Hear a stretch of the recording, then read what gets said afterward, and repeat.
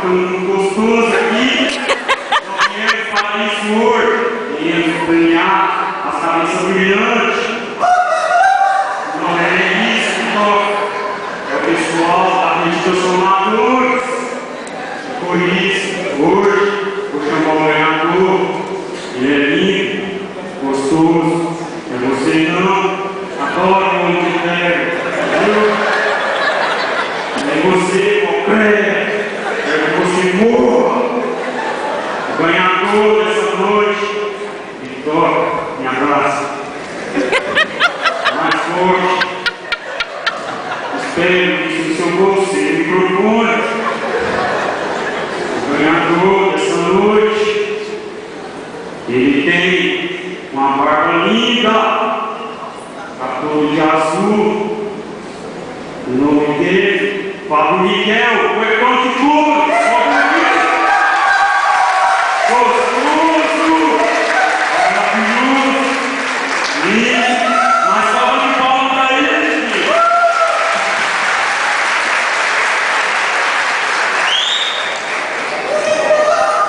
E toca, larga o copo.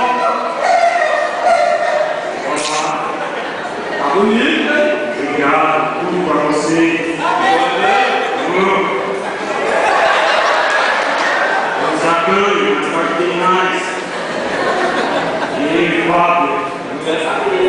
É hoje você está com aquela laranja. Fábio, fala um pouco da sua ideia que você apresentou. A ideia é brilhante. Esse negócio aqui está dando uma série. Fala um pouco, segura na sua mão, você fala. Eu tinha duas ideias, né? Mas esses dois caboclos aqui tá meio complicado. Hoje vai ser de pouco comigo, bicho. Não, só elogio. Eu tive duas ideias, né? E coloquei lá naquela caixinha que vocês viram.